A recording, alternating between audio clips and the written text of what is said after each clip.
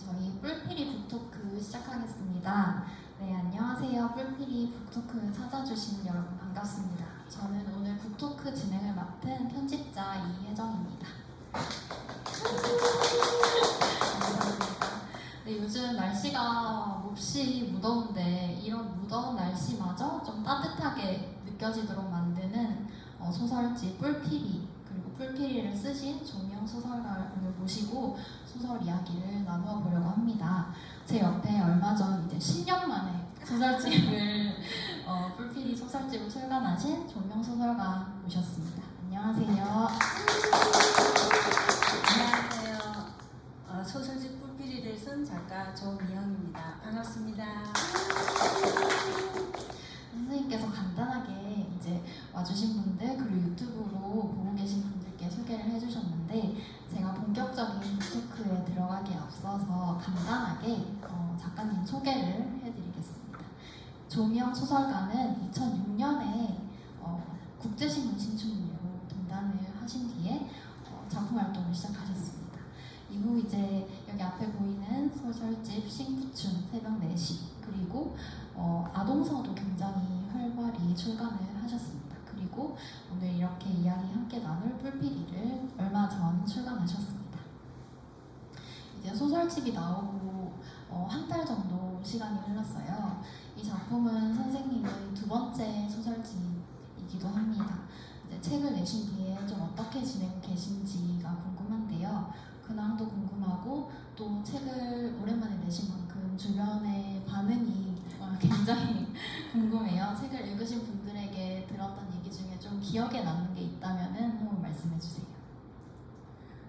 친구들하고 책 출간 기념으로 간단하게 이제 경주 미술관 전시를 한번 다녀왔고요. 가서 이제 책도 나누고 또 사진도 찍고. 근데 오늘 아침에 또 예상하지 못하게 전화를 한 통 받았어요.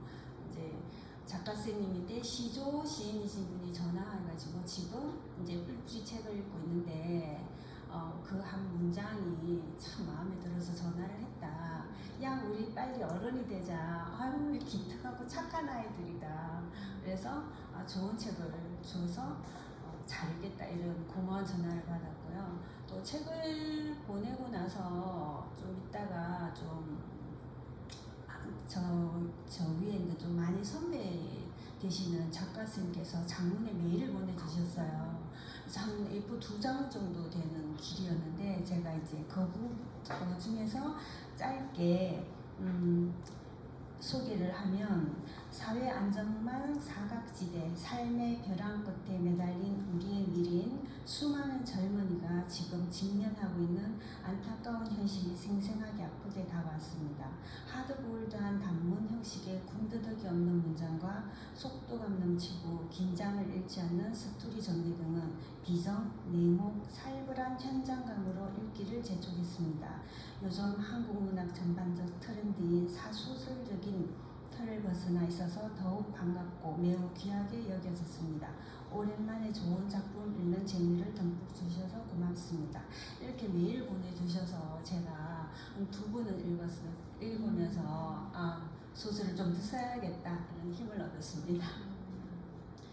앞에서 말씀해주신 야, 우리 빨리 어른이 되자라는 이 문장이 책 뒷표지에도 있어요. 저도 굉장히 인상적이어서 이 문장을 뒷표지에 넣었는데 저랑 같은 느낌을 받으신 분이 있다니 정말 반갑습니다. 그리고 이제 선생님께서 소설 출간하고 미술관에 가면서 그 출간을 기념하셨다는 게 굉장히 또 독특한 것 같기도 한데, 미술관 가시거나 미술작품 보시는 거 좋아하세요? 네, 좋아합니다. 그냥 뭘 어떻게 잘 본다, 뭘 많이 안다는 건 아니고요. 그냥 전시되어 있는 그림을 보면서 제가 마음에 드는 그림을 만나면 반갑고, 또 이해할 수 없는 그림을 만나면 이런 그림도 있구나라고 넘어가고요. 좀 색채나 화풍 같은 걸 보면 좀 마음이 편안해지는 작품들이 있어요. 그런 작품들은 또 보면 또 이제 다음 소설 쓸 때 어떻게 써야 될까, 이런 아이디어도 떠오르기도 합니다. 요 작품집 안에 또 미술을 하는 인물도 나와가지고 선생님이 어떤 경험이 좀 10년 만에 소설을 내셨는데 선생님의 개인적인 소감도 궁금합니다. 이제 10년 동안 좀 어떻게 작품을 써오셨는지 얘기해 주십시오.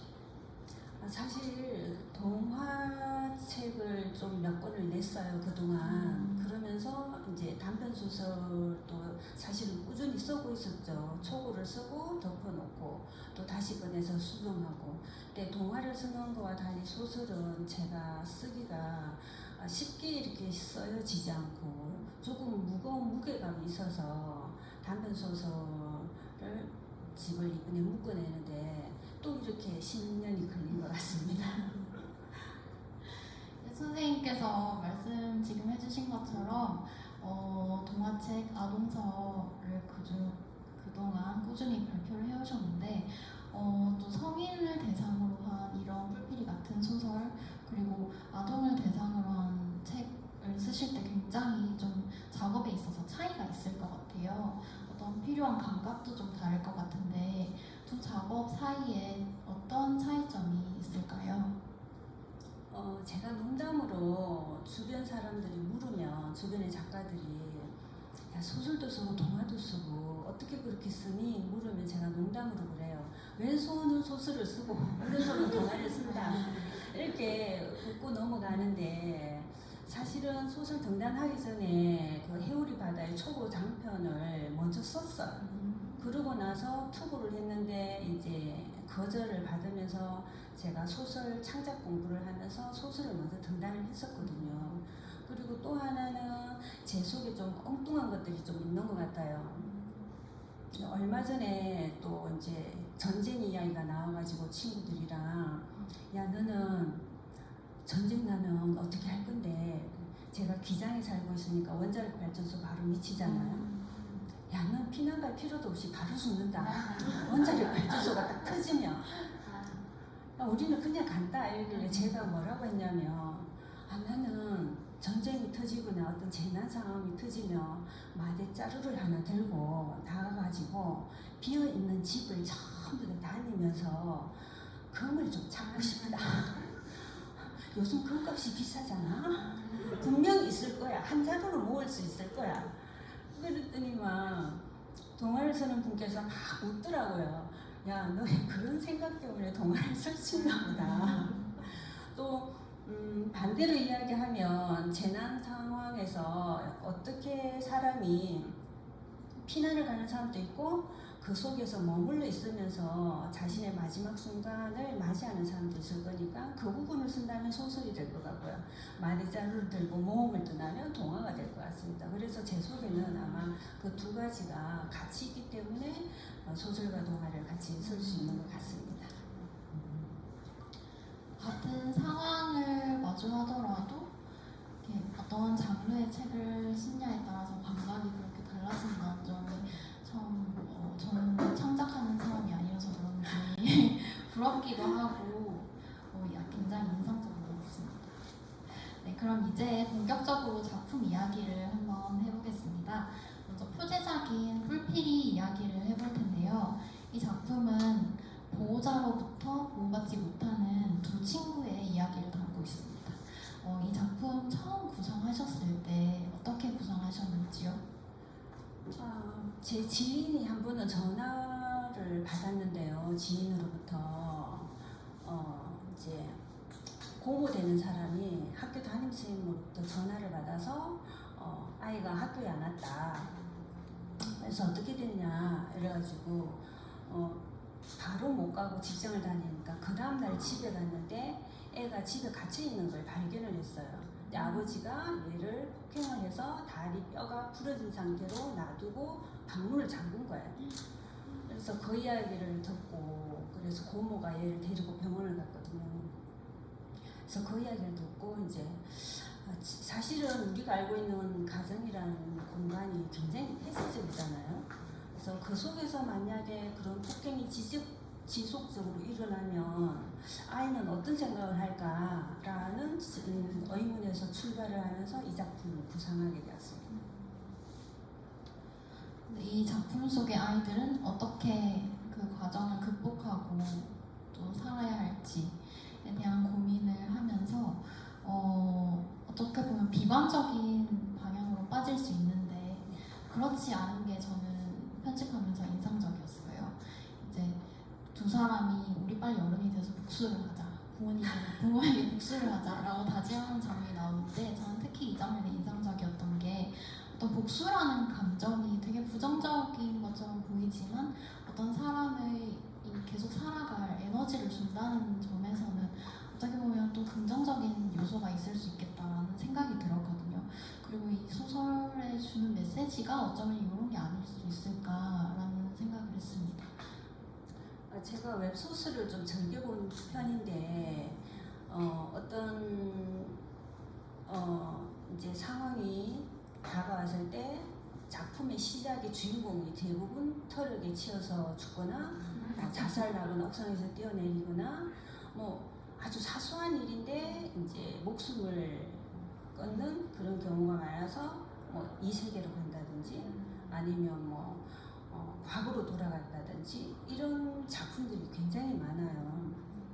근데 이제 별거 아니라고 넘어갈 수도 있지만 그 작품을 읽고 하는 이제 독자의 입장에서는 어떤 상황이 왔을 때 무의식 속에 어떤 상황이 오면 건물에서 뛰어내려야지 나는 그러면 다음 생에선 잘 살 수 있을 거야 이게 작동할 수 있을 것 같아요. 그래서 저는 작품을 쓰면서 독자들에게 다른 방법도 있다는 걸 좀 보여주고 싶었어요. 그래서 아이들이 이런 힘든 상황이지만 자기들 나름대로 뭔가를 하면서 자기를 돌보고 꿋꿋하게 일어설 수 있는 그런 주인공으로 만들었습니다. 네, 그래서 이 작품 제목이기도 한 뿔피리가 이 두 주인공이 살아가는데 하나의 도움을 주는 그런 요소로 등장을 합니다. 이게 1인 가구인들이 이용하는 단체 채팅방의 이름인데 여기를 통해서 이제 자기가 오늘도 살아있다는 거를 표시를 하는 거잖아요. 서로서로. 그러면 이제 거기에 들어가 있는 사람들이 나 남들도 이렇게 살고 있구나를 느낄 수 있는데 이 뿔필이라는 이 이름이 좀 독특하게 느껴졌거든요. 그래서 이 소재는 또 어디서 얻으셨는지 궁금해요. 10대 아이들이 사춘기 되고 요즘 한 초등학교 4학년 이래 되면 사춘기라고 하는데 뭐 힘들다, 엄마 죽고 싶다, 뭐 이거 하다, 내 얼굴은 뭐 괴물이다, 엄마 왜 이래 이러면서 해요. 그러면 뭐 그런 소리를 하느냐, 다 그렇다. 뭐 한숨처럼 지나가는 이야기로 받아들여요. 어른들은 대부분. 그런데 사실은 이제 한숨이나 아니면 하소연처럼 하는 그런 작은 말들이 결국은 잘 들어보면 뼈에 사무쳐서 정말 힘들다, 도와줘, 그런 구조 요청일 수도 있거든요. 그걸 만약에 놓치게 되면 우리가 정말 이제 힘든 상황을 맞이하는 거잖아요. 그래서 10대와 20대의 청년들이 하는 그 힘들다는 말이 뼈에 사무쳐서 나오는 한숨일 수도 있으니까 우리는 좀 잘 들어줄 필요가 있다. 그래서 전쟁이 나면 예전에 뿔피리를 불었거든요. 그래서 그거와 연결을 해서 아이들의 이야기를 좀 잘 들어주자라는 의미에서 뿔피리를 가져왔습니다. 이렇게 희망적인 어떤 메시지를 뿔필이라는 소재를 통해서 전달하고 있는 이 작품인데 이 한 장면을 낭독을 해보면 좋을 것 같아요. 아까 황은덕 선생님께서 낭독을 하겠다고 말씀을 해주셔가지고 낭독하실 장면은 저희 61페이지거든요. 61페이지에 해가 바뀌고 62페이지 셋째 줄까지. 혹시 제가 정하면 안 될까요? 그러면 선생님께서 너무 감사하죠. 네, 선생님께서 네, 인상적인 다른, 말로 네. 읽으셨던 네. 부분. 마이크를 올려서 켜주시면 돼요.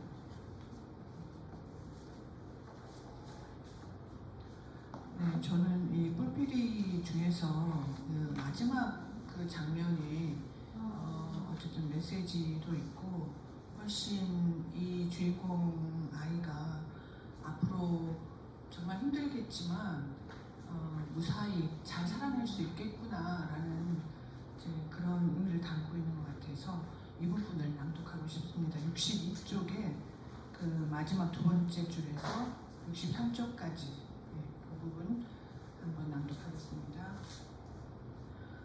나는 새로운 생활이 편할 거라고 기대하지만은 않았다.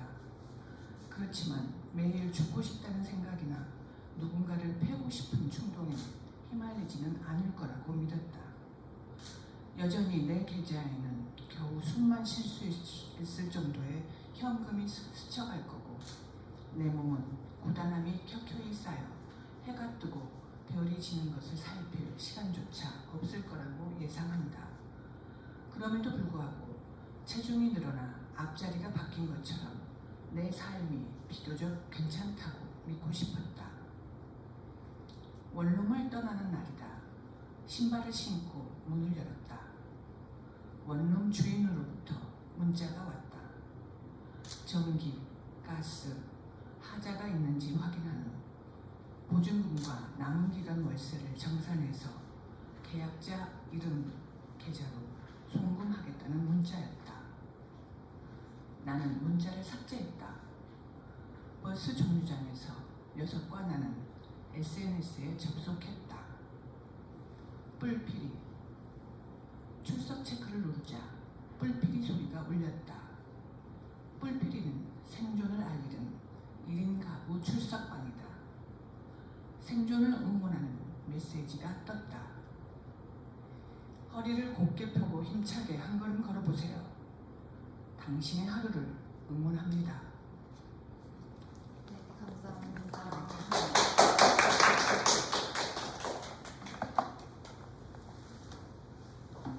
목소리가 너무 좋으셔가지고 저도 편집할 때 읽었지만은 또 그 의미가 정말 잘 전달이 되는 것 같습니다. 그러면 다음으로 이야기해볼 작품은 이 책의 가장 앞에 실려있는 고릴라 1, 고릴라 2 그리고 사람입니다. 이 책 앞에 보통 가장 흥미롭고 재밌는 작품을 저는 개인적으로 싣는 걸 좋아하는데 그만큼 얘기가 굉장히 흥미진진하고 또 약간의 반전도 인상적인 작품이에요. 이 작품은 어떻게 구상하셨어요? 제가 저기 동부산에 있는 전 대형 쇼핑몰에서 아르바이트를 좀 했어요. 몇 달. 그래서 수제 매장, 가죽 매장인데 이제 가죽 가방도 직접 이제 장인이 이제 한 땀 한 땀 해서 만들어서 팔고 뭐 다양한 제품도 팔고 하는 매장에서 일을 하면서 만났던 손님들 그다음에 옆에 매장에 일하는 언니들 그다음에 왔다 갔다 하면서 만났던 사람들을 경험으로 해서 이 작품을 쓰게 됐습니다. 처음 이 소설을 보면은 제목이 무슨 뜻이지? 라고 좀 궁금증을 가지실 독자분들이 많을 것 같아요. 고릴라랑 사람이 어떻게 다른지는 약간 느낌이 오는데 또 고릴라의 1, 2 이렇게 숫자가 붙어 있으니까요. 이 제목은 어떤 의미가 있는지 또 고릴라 1, 2 이렇게 지칭하는 게 이 소설에 있는지 그런 게 좀 궁금합니다. 우리는 가끔 대화하다가 화가 나면 종종 말이 안 통하니까 야 이 짐승 뭐 이런 말을 하잖아요.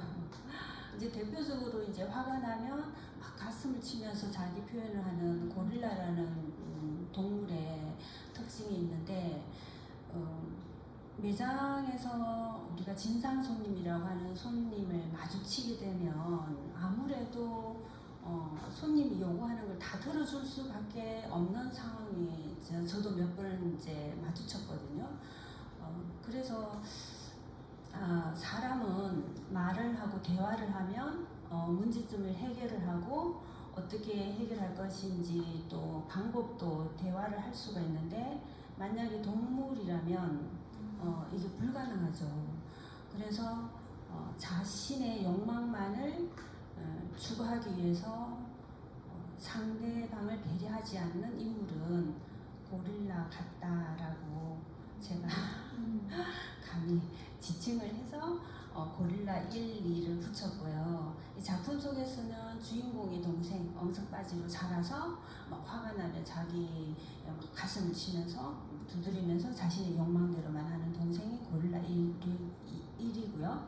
그다음에 2는 이제 매장에서 마주친 진상 손님, 그 다음에 또 자신의 욕망을 위해서 상대방을 이용하는 알바생 동민이, 그 다음에 모든 것을 다 가지려고 이제 욕심을 부리는 매니저도 고릴라 2에 들어갑니다. 이제 주인공이 진상 손님으로부터 어떤 부당한 요구를 받고 또 괴롭힘을 당하는데, 근데 좀 독특한 게 이 소설의 끝맺는 게 좀 독특했어요. 왜냐하면 저는 약간의 복수를 좀 기대하고 있었는데 이 주인공이 그렇다고 해서 막 복수를 하는 건 아니거든요. 그래서 어떻게 보면 좀 결말이 무기력하다라는 느낌도 받았는데, 사실 이게 현재의 사회를 잘 반영하는 현실적인 결말일 수도 있겠다라는 생각이 들더라고요. 초고를 쓸 때 사실은 이 결말 부분에 주인공이 화가 나서 매장에 불을 지르고 이제 불이 나면서 다 죽는 장면을 썼어요. 그 초고를 쓰고 덮어놓고 난 다음에 고민을 좀 많이 했죠. 이게 정말 맞는가? 이 주인공의 행동이 앞에 스토리와 과연 맞을까, 개연성이 있을까를 고민을 했을 때 자기는 이제 여기서 고릴라 1, 2와 다른 사람이잖아요.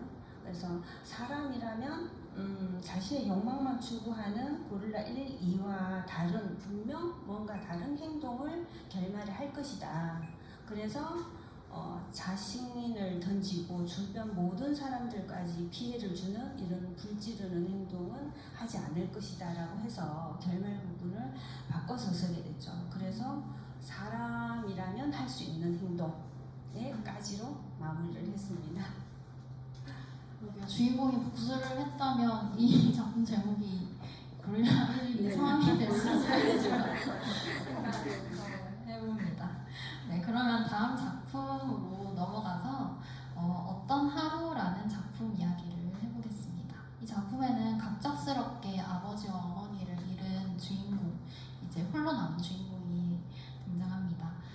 이 소설 처음 쓰셨었던 때 그 구상 어떻게 하셨는지 궁금합니다. 이 작품은 코로나가 유행하면서 집에 갇혀 있을 때 숫자로 코로나 환자가 뉴스에 나왔어요. 오늘은 이제 숫자 몇 명 이렇게.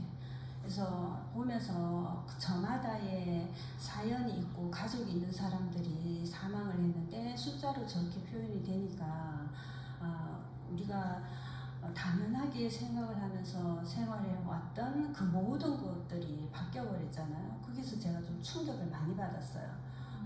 오늘 하루가 왜 이러지? 너무 재미가 없잖아. 뭔가 재밌는 일이 막 생겼으면 좋겠어 라고 생각을 했던 것들이 사실은 가장 행복한 하루였다는 걸 깨달았거든요. 그래서 이 작품을 구상하게 됐습니다. 네, 그래서 이 주인공이 하루하루 살아갈 날들이 이제 부모님이 없어지는 이 과정에서 이제 앞으로 남은 무수한 어떤 하루들을 살아나가야 하는데요.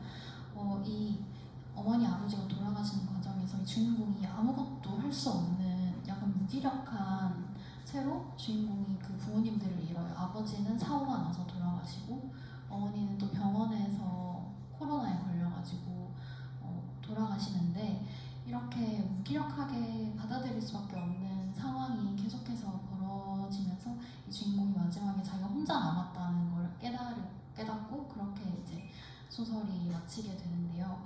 그래서 이 어떤 하루라는 제목도 참 인상적이었어요. 그래서 이제 주인공이 앞으로 살아갈 그 무수한 어떤 날들을 상상하게 되는데, 결말이 주는 어떤 메시지를 한번 얘기해 주십시오. 우리는 이 코로나라는 걸 이제 지나오면서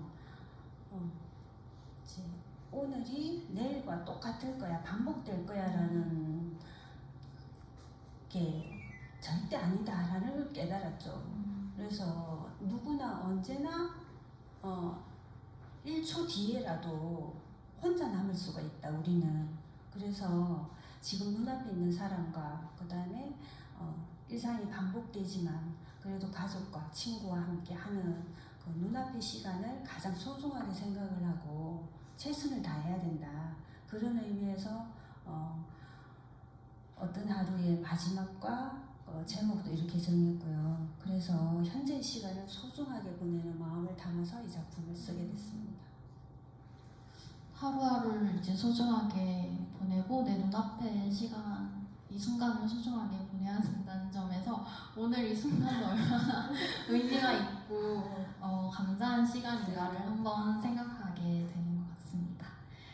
그러면 다음으로 구곡마을 김준평이라는 작품을 얘기를 해볼게요. 이 작품은 재개발로 곧 사라질 구곡마을에 홀로 남은 한 남자의 이야기를 담은 소설입니다.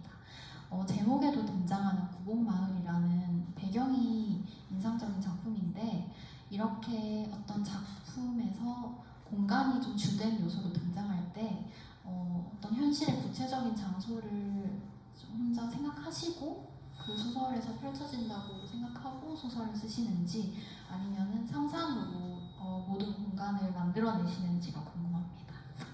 소설은 현실에 바탕을 두고 있기 때문에 대부분 실제 있는 공간을 가져와서 작품을 씁니다. 작품의 스토리에 따라서 조금 바뀌기도 하지만 제가 가봤던 곳, 또 기억에 남는 장소, 특이한 공간들, 건물들 이런 것들을 가져와서 쓰는 편이고요. 만약에 소설이 아니고 판타지 쪽으로 간다 그러면 전혀 다른 새로운 공간을 창작을 해야 되겠죠.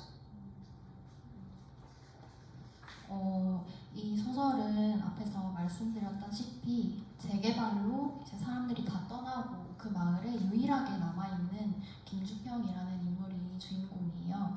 근데 이 인물이 자기 얘기를 해 나가는 걸 1인칭으로 내가 이런 삶을 살았고 왜 여기 혼자 있고 이런 걸 얘기를 해도 될 텐데 또 다른 인물이 소설에는 등장을 합니다. 이제 김주평이라는 사람을 취재하러 이 마을에 들어가는 기자가 등장하는데 이렇게 기자의 입을 통해서 김주평이라는 인물의 삶을 보여주는 이런 형식을 취하신 것도 어떤 이유가 있으신지 궁금해요. 김주평이라는 인물은 저희 아버지를 모델로 했습니다. 아버지는 갑작스러운 병환으로 돌아가셨는데요. 돌아가시고 나서 아버지가 살고 있던 이제 그 고향 땅이 개발로 수용이 되면서 지금 열심히 아파트가 올라가고 있어요. 그래서 이제 그 과정을 보면서 제가 아버지를 떠올리면서 이렇게 아버지가 알고 있고 평생을 살아온 이 공간이 사라지는 걸 아버지는 보지 않아서 어쩌면 다행일 수도 있다라는 생각을 했어요. 그래서 이 작품을 쓸 때 아버지의 마음을 이제 유출을 해야 되니까 1인칭으로 하기보다는 인터뷰하는 작가가 나와서 등장을 하면 조금 거리감 있게 쓸 수 있지 않을까 싶어서 이렇게 구상을 했습니다.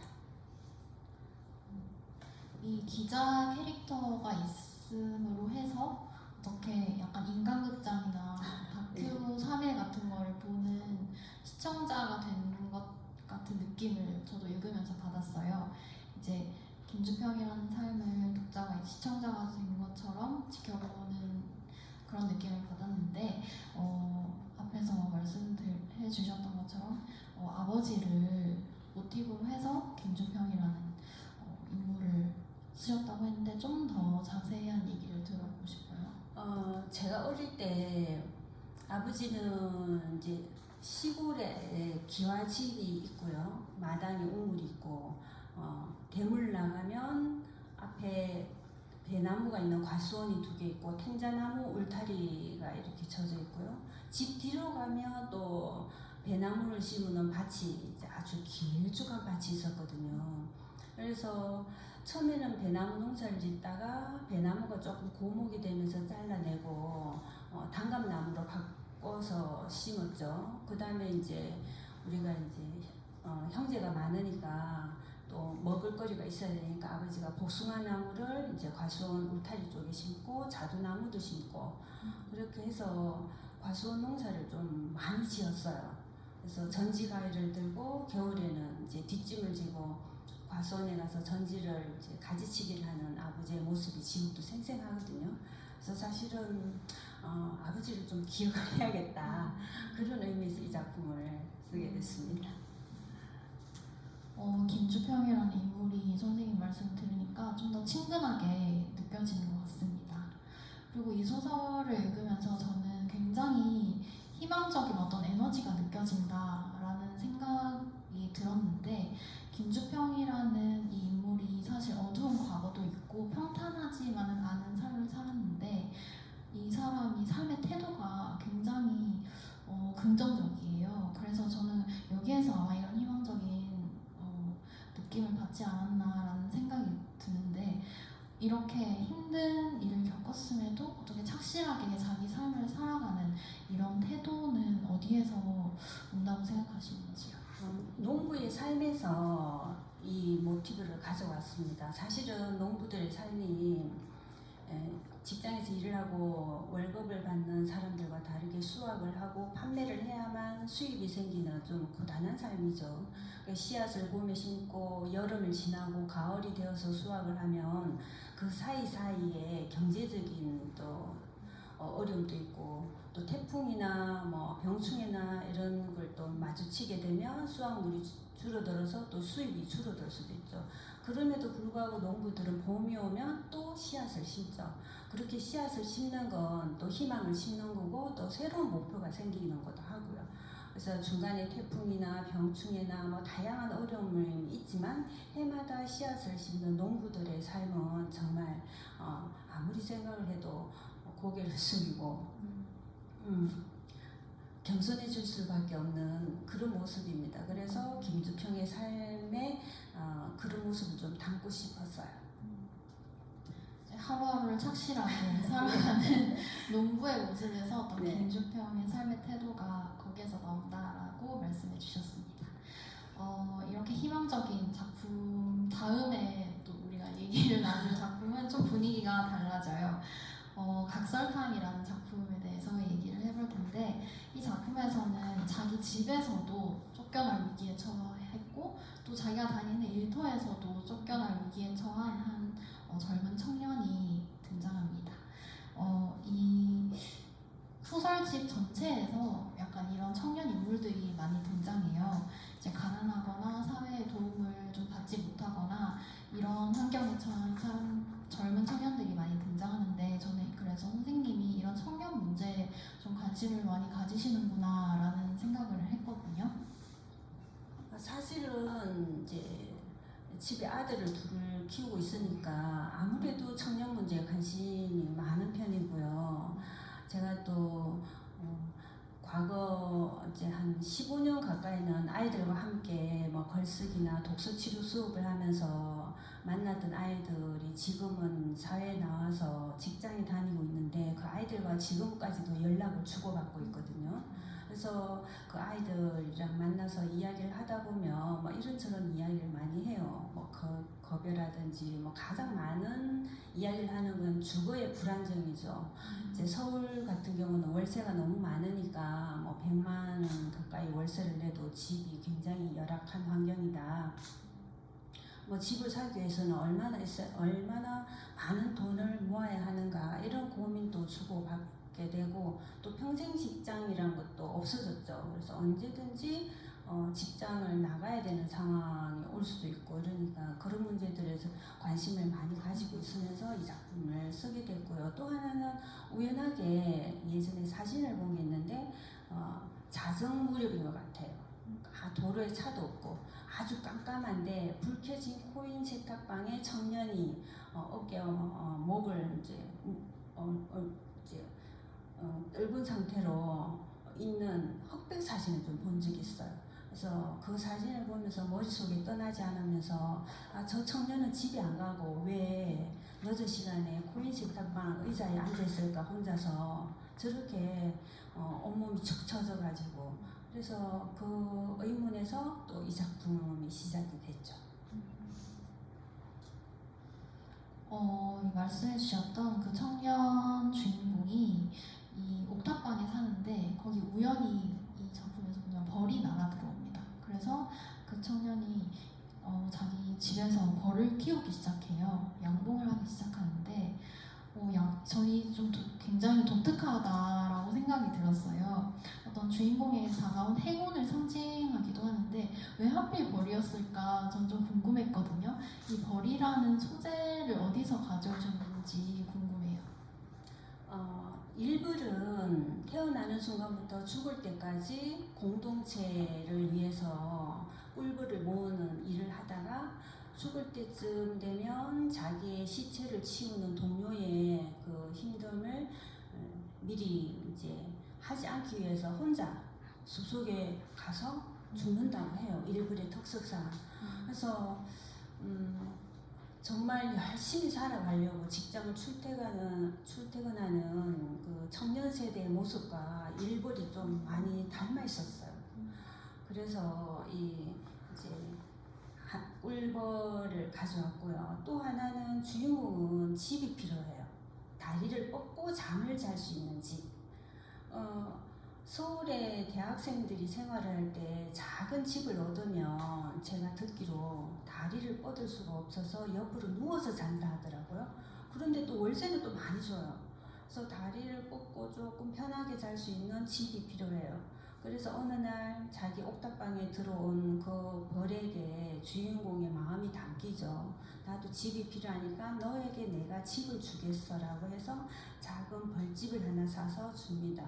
그럼 벌은 집이 생겼지만 주인공은 끝내 자기가 누워서 잘 수 있는 집을 못 구하죠. 이 작품 속에서는. 그래서 비교해서 썼습니다. 벌에게는 집을 내어주지만 정작 네. 자기가 마음 편히 잘 수 있는 집은 갖지 못하는 이 주인공이 결국에는 말씀해 주셨던 것처럼 집에서도 쫓겨나고 또 자기가 다니던 일터에서도 쫓겨납니다. 그리고 집을 나와서 선생님이 앞에 말씀해 주셨던 빨래방을 이 소설 안에서도 주인공이 방문을 하는데 여기에서 각설탕을 발견해요. 이 소설의 제목이기도 하죠.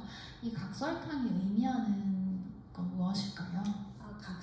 각설탕은 삶의 달콤함을 상징을 하고요. 직장인들은 월급이 달콤함이고요. 그다음에 우리 작가 같은 경우는 이렇게 책이 나오면 또 뿌듯하죠. 하지만 이 주인공은 그런 아주 작은 달콤함이나 성취감을 지금까지 얻을 수가 없었어요. 그래서 푸드트럭도 실패를 하고 또 생수 알바를 하면서 그 일당도 떼이게 되죠. 못 받고.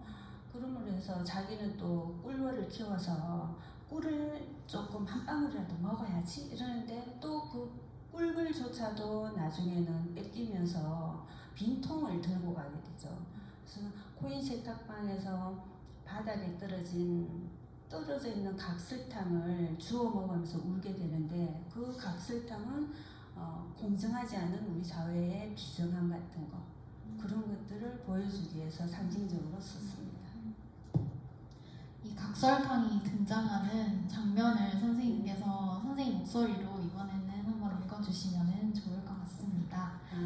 네, 저희 152페이지. 네, 152페이지 소설의 마지막 부분인데 선생님의 목소리로 한번 들려주십시오.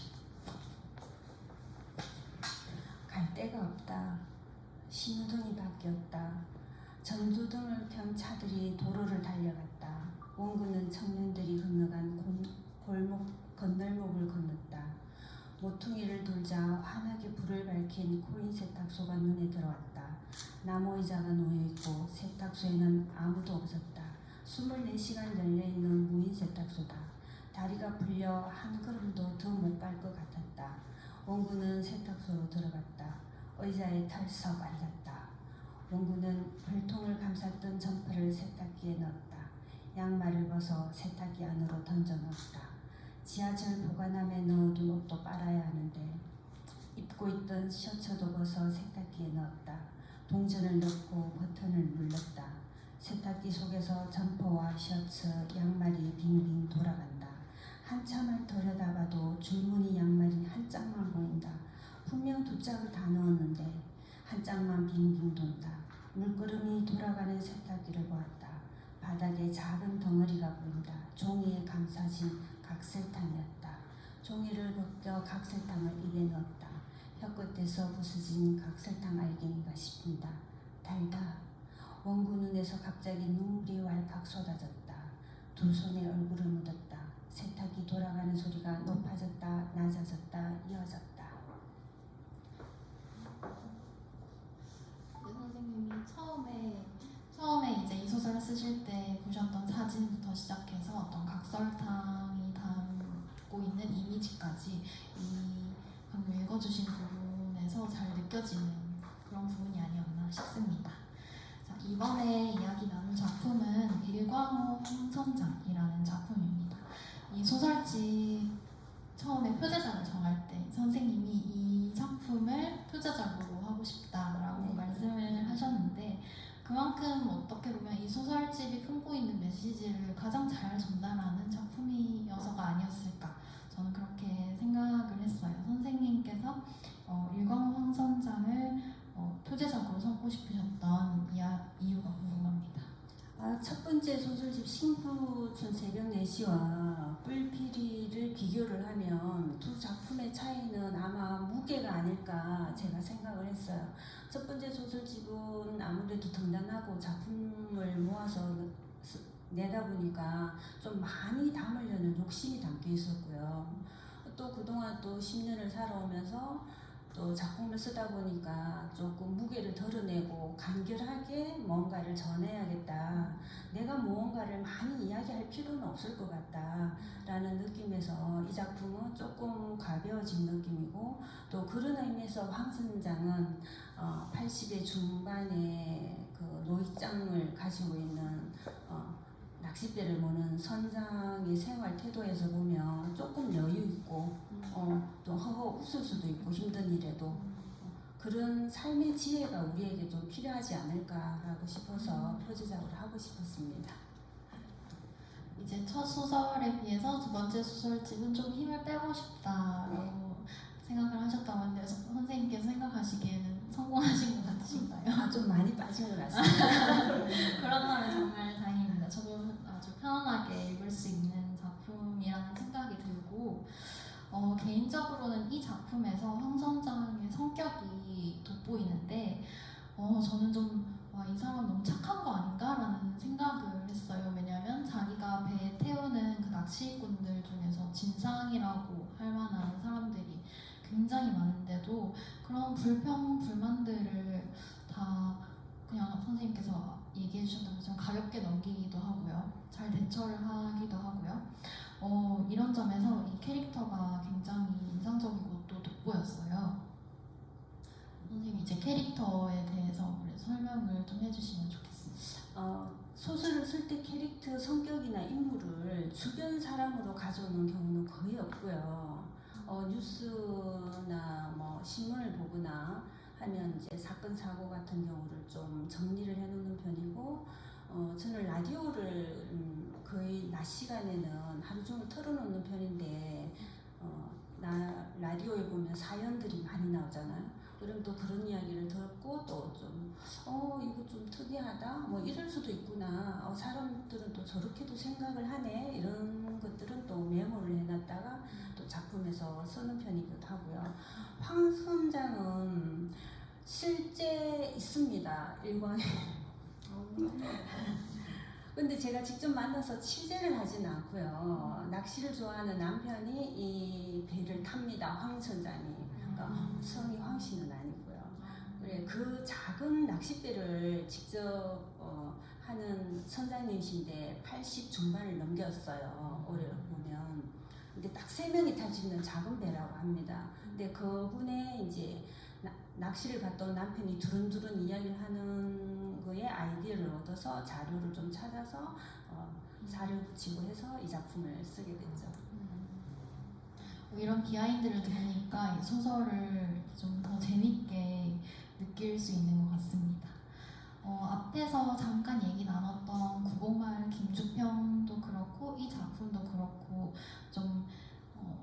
이 작품도 이제 황선장이 이제 배가 고장난 있다는데 그걸 고치면서 또 바다로 나아갈 미래를 그리면서 끝을 맺는다는 점에서 좀 희망적인 메시지가 흐르는 작품이라고 할 수 있는데 이 싱부춘 새벽 4시와 좀 달라진 점인 것 같아요. 이 소설지 전체적인 분위기가요. 좀 밝고 낙관적이고 희망적인 메시지를 주는 이런 작품들이 많이 있는데 선생님께서 이런 좀 밝은 결말 같은 걸 염두에 두시고 이번 작품을 쓰셨는지 궁금합니다.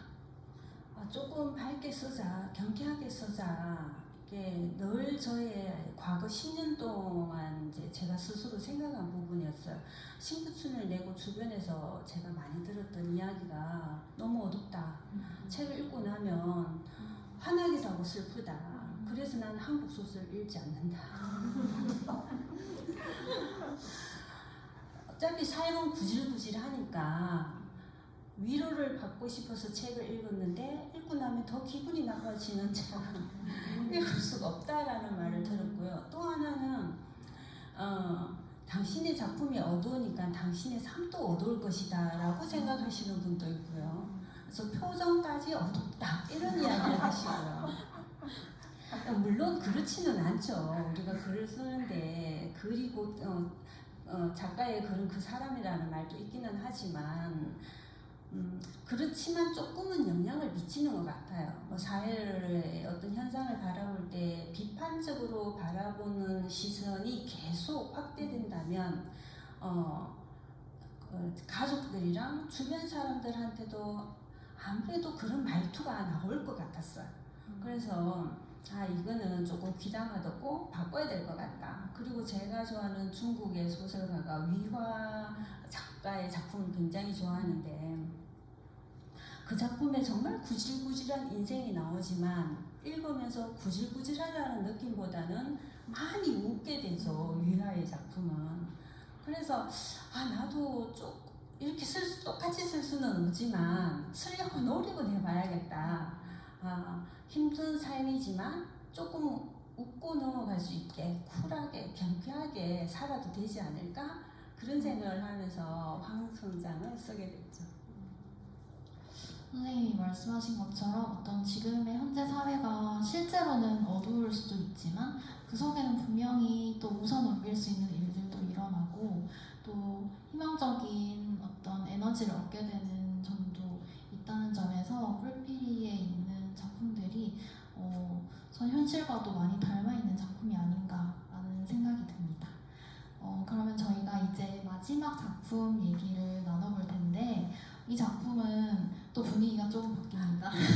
이 자본주의 사회에서 친구들의 우정이 점점 깨지는 과정을 그리고 있는 조금은 섬뜩한 분위기를 나타내는 귀부인은 옥수수 같애라는 작품입니다. 딱 이 작품을 보면 귀부인이라는 말이 눈에 들어오는데 이게 배의 이름이에요. 이 배에서 주인공이 그림도 그리고 살기도 하는데 이 배 이름으로 귀부인이라는 이름을 어떻게 짓게 되셨는지 궁금합니다. 선박의 이름은 대부분 여성 인칭 대명사를 사용하는데요. 그렇게 하는 이유는 많은 유래가 있지만 그 중에 한 가지가 여성스럽고 부드럽게 항해를 하기를 바라는 마음을 담아서 그렇게 짓는다고 합니다. 제가 귀부인이라는 이름을 정하게 된 건 사실은 엔진을 팔아먹고 엔진이 없는 배에서 생활을 하는 모자이크 아티스트의 삶이죠. 그런데 그 예술을 해야겠다는 그런 주인공의 모습이 배와 전혀 다른 살고 있는 공간인 엔진이 없는 배와 전혀 다른 제목이었으면 좋겠다라고 고민을 해서 귀부인이라고 정했습니다.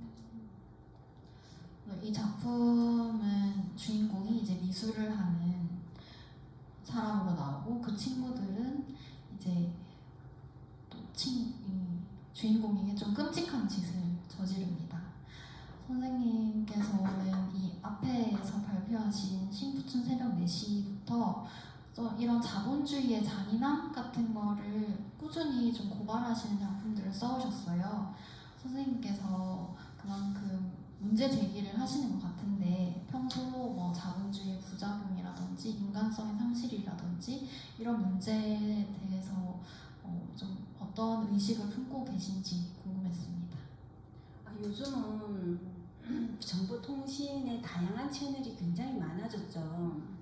예전에는 신문을 읽고 손편지를 쓰고 또 이사를 하면 떡을 돌리고 담장 넘어 음식을 하면 바꿔 먹기도 하고, 저는 시골에 살아서 그럴 수도 있지만 돌아보면 벽돌폰이라고 했던 그 우리가 초창기 폰이 나왔던 80년대와 90년대가 좀 정이 있는, 그래도 좀 살기 괜찮은 사회이지 않았나라는 생각을 요즘 들어서 문득문득 해요.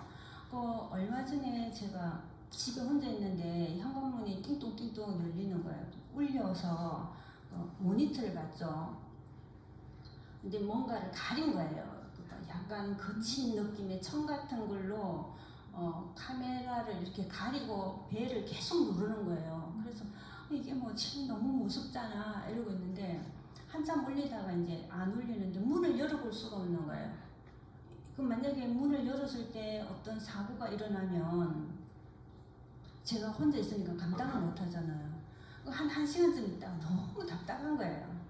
이제 마주해야겠다. 뭔지, 정체가 뭔지. 근데 또 소리가 나는 거예요. 웅성웅성 소리가.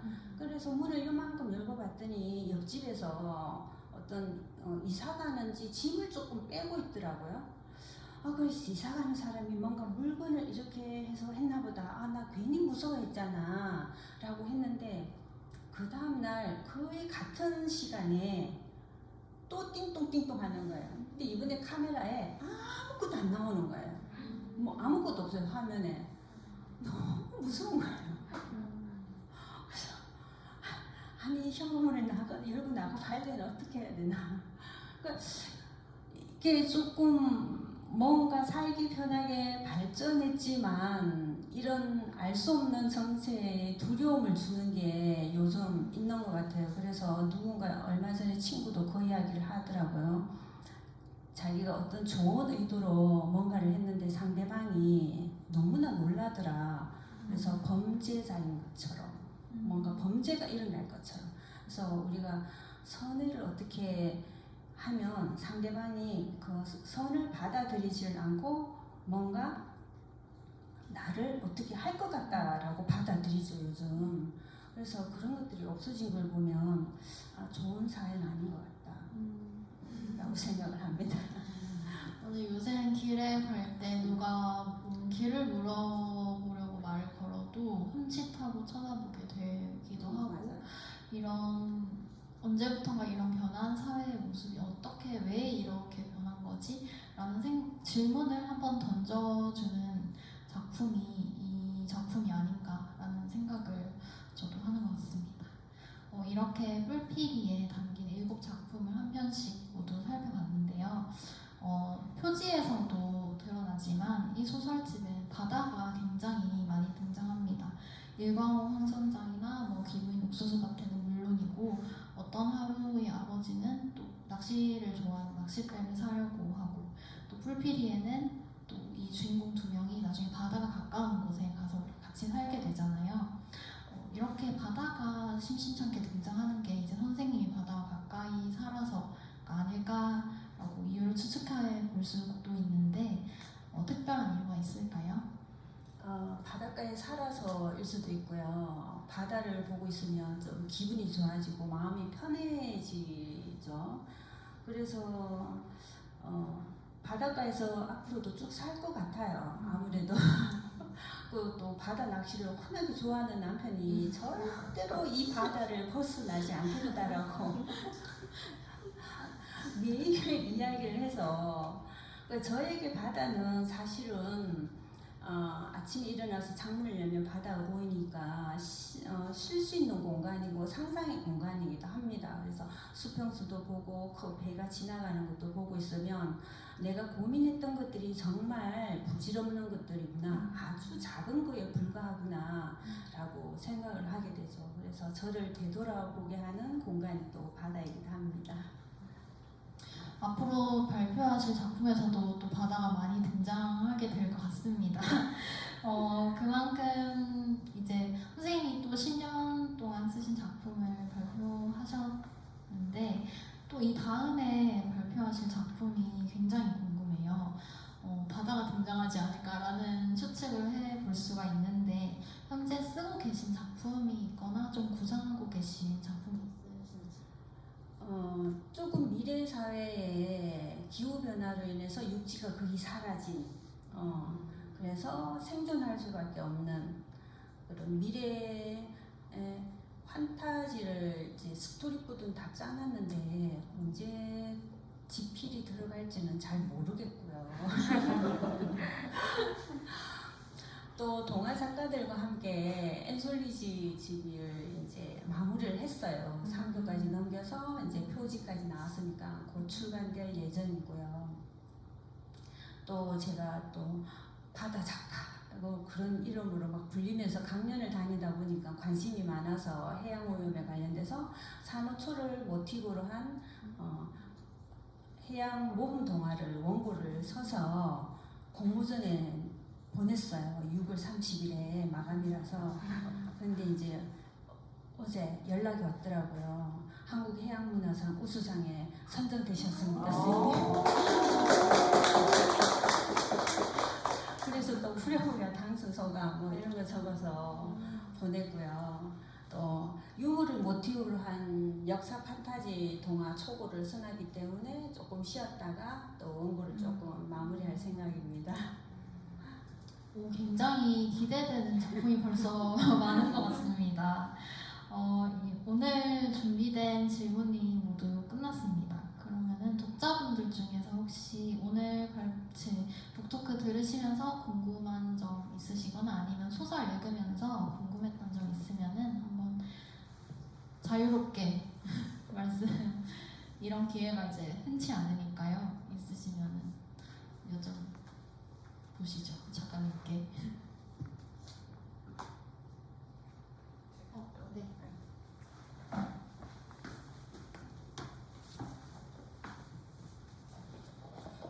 네, 저도 이번에 이 뿔필이 읽으면서 내가 예전에 그 읽었던 조미영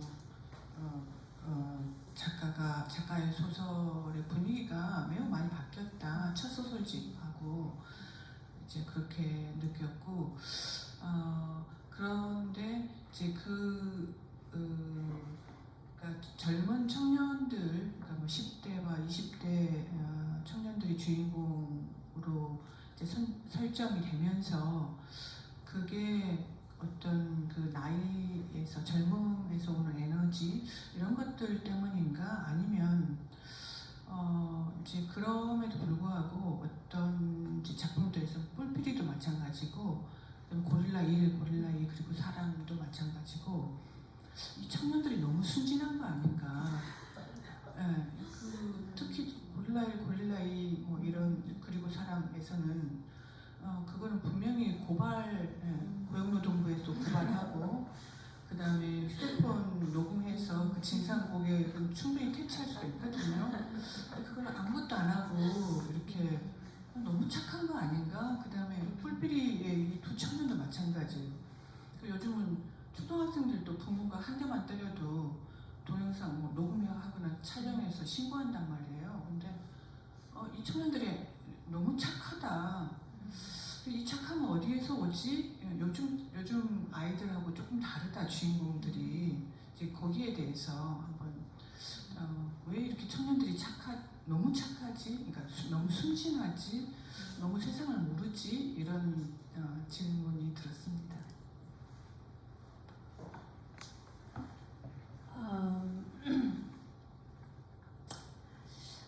저도 같은 생각을 하고 있는데요.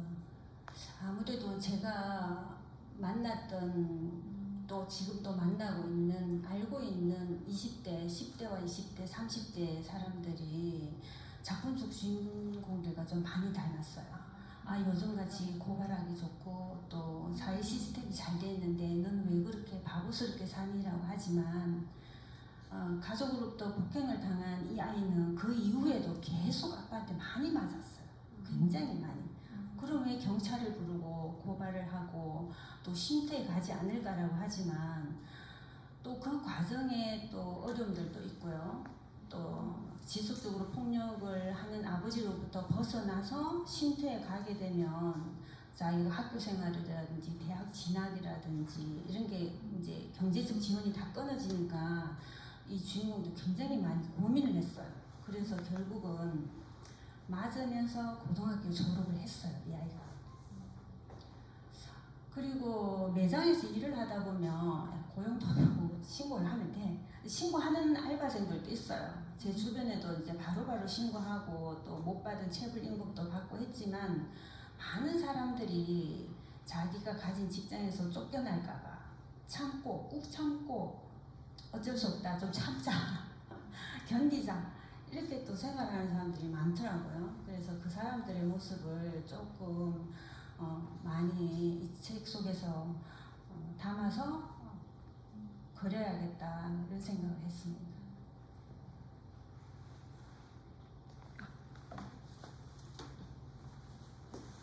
더 질문하실 분 없으신가요?